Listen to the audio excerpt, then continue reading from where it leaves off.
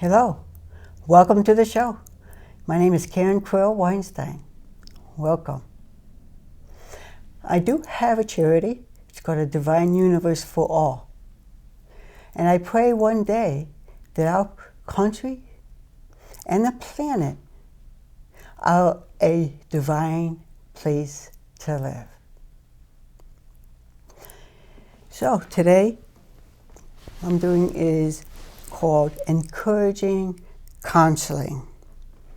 I'm encouraging people to reach out and to get help if you're having any kind of stress or anxiety or you're not thinking clearly. Here with me, I have my significant other, David Weinstein.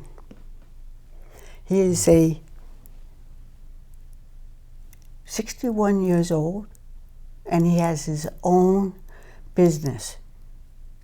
So I'd like to start and ask David some questions. Oh, by the way, we've been married 20 years, so we know each other pretty well. So, Dave, how old are you? I'm 61 years old. Okay. And when you went to college, where did you go to college and what did you study? Well, I got my Bachelor of Science from Central Connecticut State. It was state college back then, but it's now considered state university. And did you go there for 4 years and received? Yeah, but it was 4 years. I got my Bachelor of Science. And what did you study? Accounting. Okay. All right. And then... And what were some of the things in accounting? So you could do tax returns? Yeah, at the point I really wasn't into taxes, just the general accounting, more into finance and investment. Okay. And then after that, you went and worked at People's Bank. Yeah, I worked at People's Bank for a few years, about 5 years. I started off there in training to become a manager. And I just wasn't happy with what I got, so I decided to go back to school to get my master's. And where did you go to school? I went to the University of Bridgeport. And how many years was it to do a master's degree? How many years did it take you to get your master's degree? Since I was going part-time, I believe it took about 3 years. But back at that time, People's Bank paid about 80% of my degree, which was very nice of them. I know, that's a gift. Yes. It's a gift. They don't do that today that I'm aware of. I don't believe they're that generous anymore. And then after that, you worked once you got your master's degree, in business and administration, correct? Yes. Okay. With a concentration in accounting. Okay, great.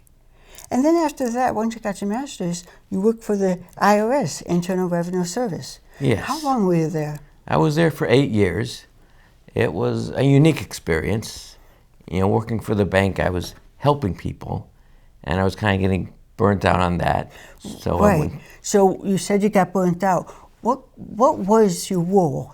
I think you went outside the office and did auditing? Yeah, with the IRS, I was doing outside audits of people, starting off just small individuals, and then small businesses.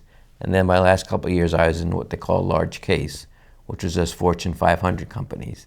Wow. But I just really did not enjoy harassing people, which was part of the job. I understand that, because I remember one day you were with a family that could barely pay their bills.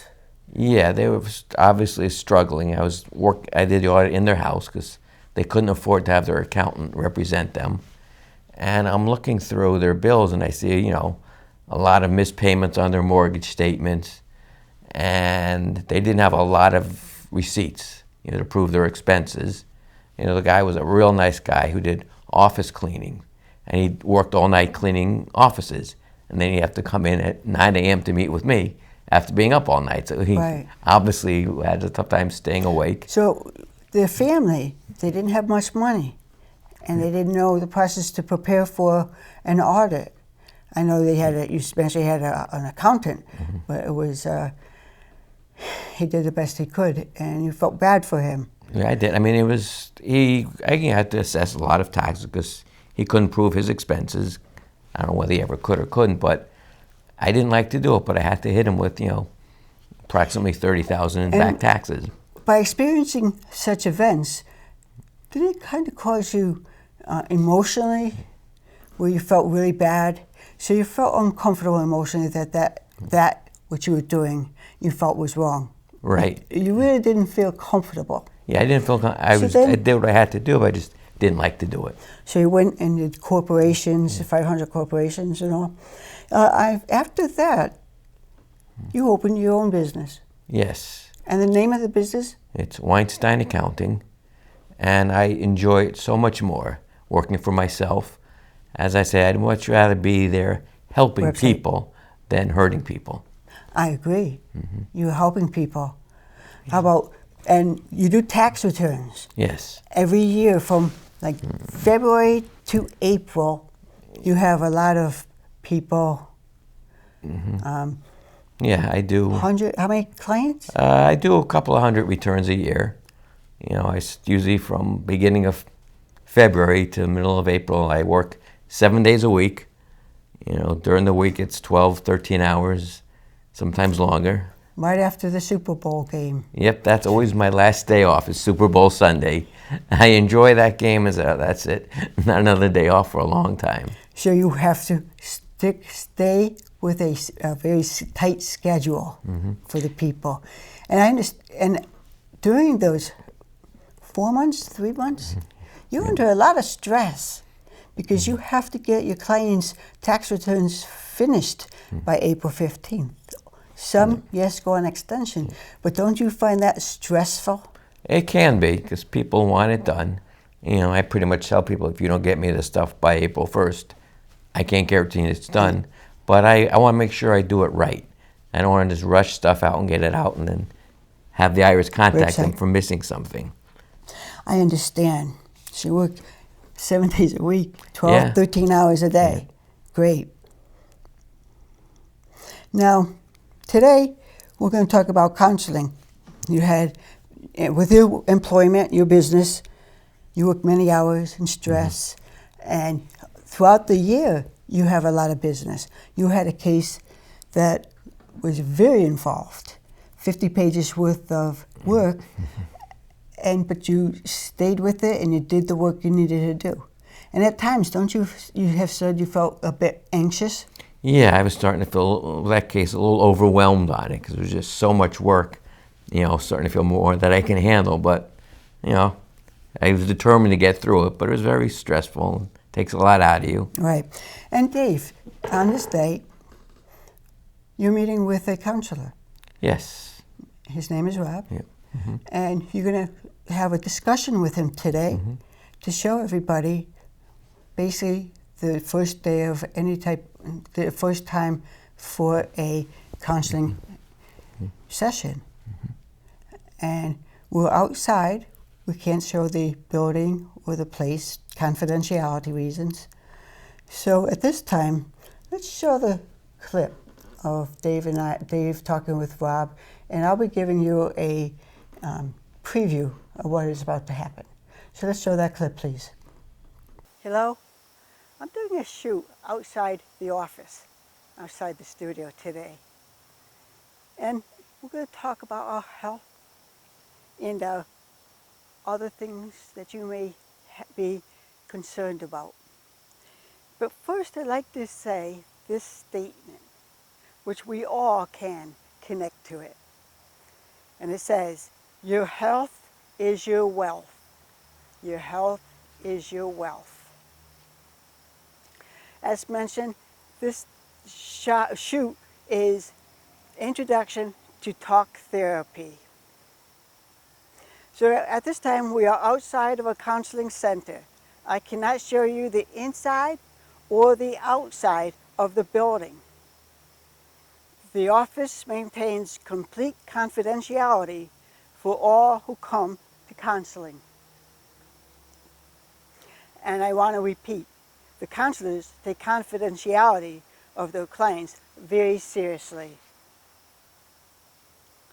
We're going to show you what takes place during a one-on-one talk therapy, or also known as counseling. My significant other, David, is here today to express his thoughts and concerns. He's going to talk with a counselor. Today is Dave's first meeting with a counselor, and he plans to attend counseling on a regular basis. David is willing to show everyone what counseling is all about. I'd like to say this, very important. Dave is a professional man. He has his own accounting firm, and it is a very successful business.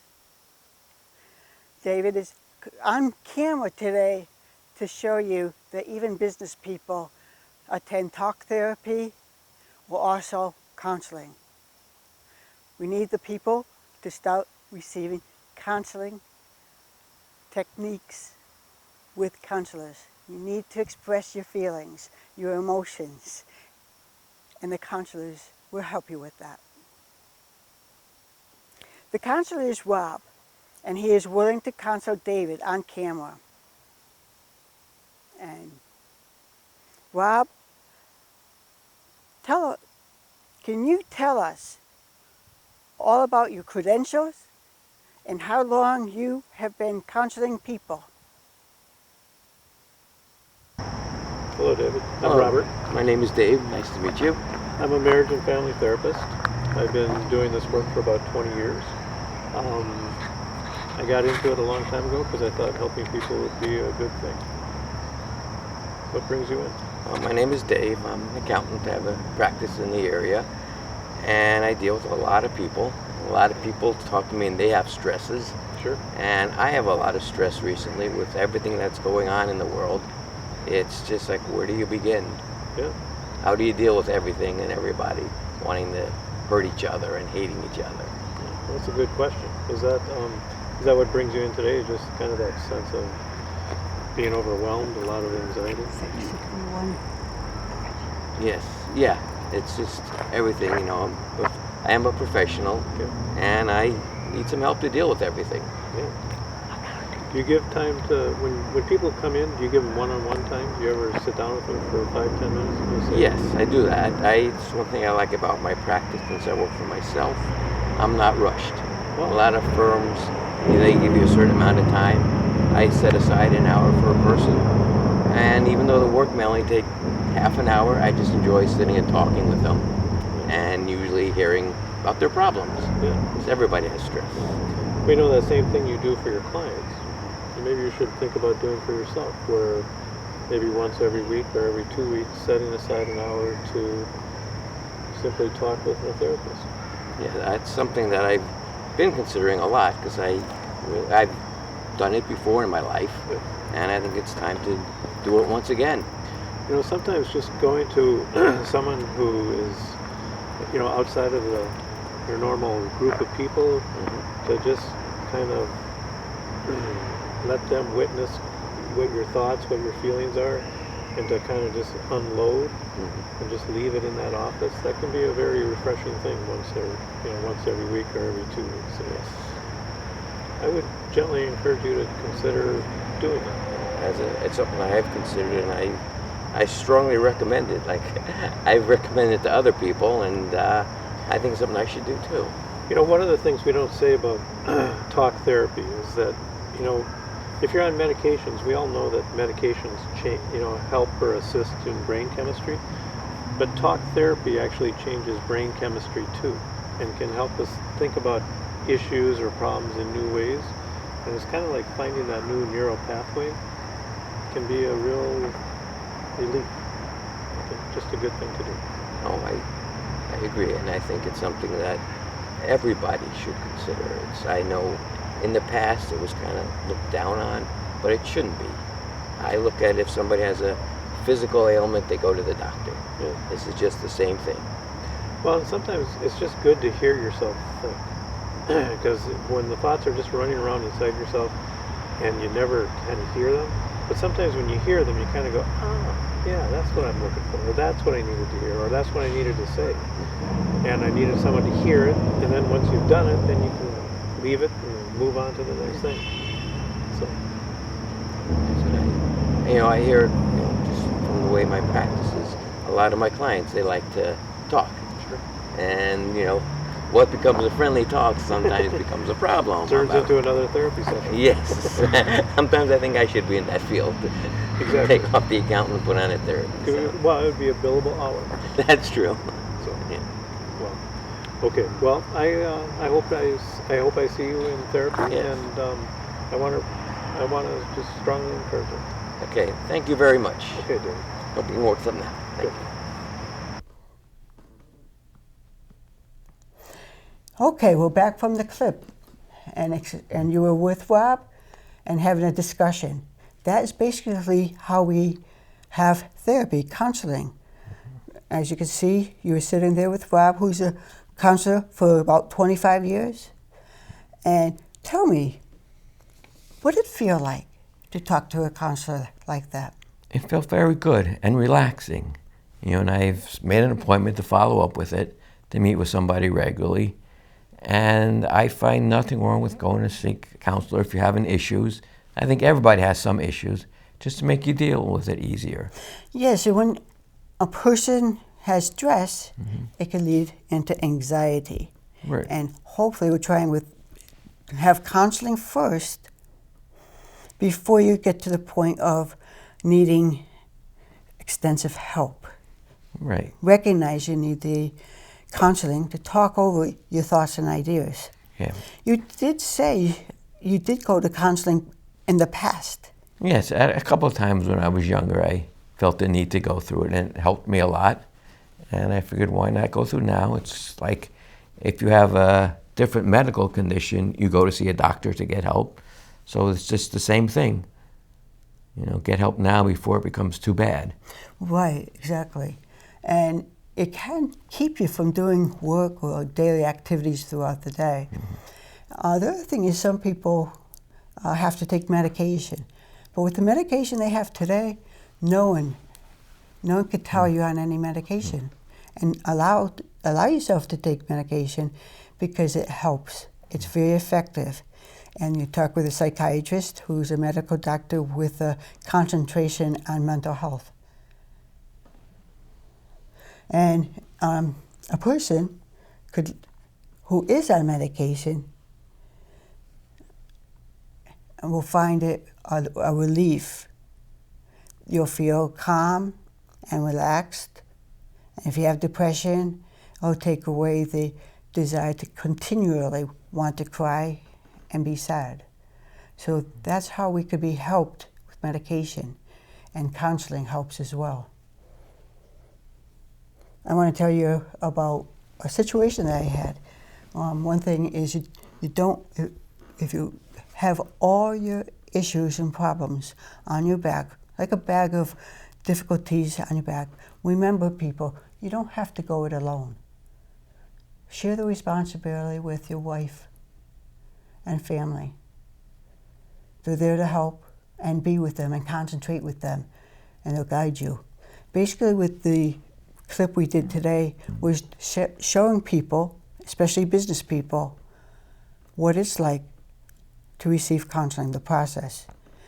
Remember, everything is confidential. You don't have to go it alone anymore. All your burdens and frustrations, you'll find a person, such as Dave did with Rob, to help you think things through in your life. Everything is told is confidential.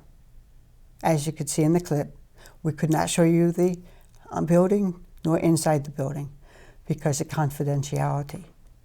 And so we're encouraging people like David, who's a professional owning his own business, and he has a very stressful job.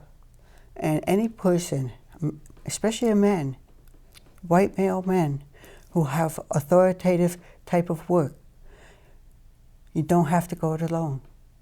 You can help talk your thoughts out before it becomes a time when you can no longer function. It's not a bad thing to seek out counseling. It's very helpful. Some people go as many as 30 years of counseling. Some people go once a week, maybe once a month, maybe once every 2 months. But they are there to help you overcome bad energy and effects of your daily life.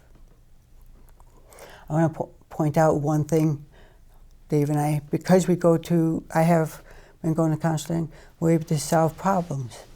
We can figure out, okay, we're having a problem with something. You could acknowledge it, see it, and recognize it. Try to resolve. You learn to resolve the problem. So they give you tools to take with you to counsel your own self to take away anxiety and stress. And if you have anxiety, could lead into negative thoughts. And you don't want to have negative thoughts and sadness. It's not a very good place to be. So David is representing the people who are professionals, that even they can benefit from counseling. Yeah. Do you recommend everyone as many professionals to seek out counseling? What would you like to tell them? Definitely. If you're having an issue, take care of it. That if you were having a health issue with your stomach, you'd go see a doctor. It's the same thing. It'll make your life a lot better and help prevent any further illnesses from coming. If you're under stress and you don't sleep, you can have other problems. So don't be ashamed. Get the help you need. And then the family members suffer as well. Yep.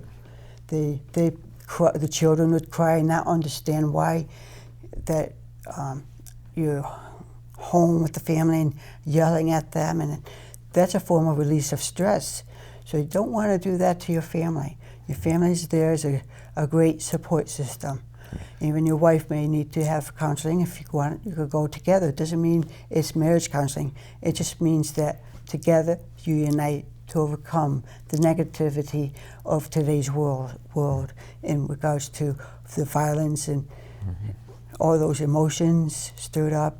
And you really, really don't want to have that, any kind of concerns and thoughts that you may have, to put it towards your family members. Be a support system and get the help and get the counseling, as you see David has done, seeking out counseling, because we don't have to go it alone. Yes. Is there anything else you would like to add, Dave? Nope, I see it all around. Just all you gotta do is turn on the news for 5 minutes, and all you get is stress and aggravation. And I see with my clients, I like to sit and talk with them, and a lot of them just have problems. And it's like, get the help you need and make yourself better. Exactly. Thank you. Thank you, Dave, for being with us today. Thank you for going to the counselor with Rob. Yeah. And thank you for expressing yourself today. That therapy, counseling is for everyone. Thank you. Thank you.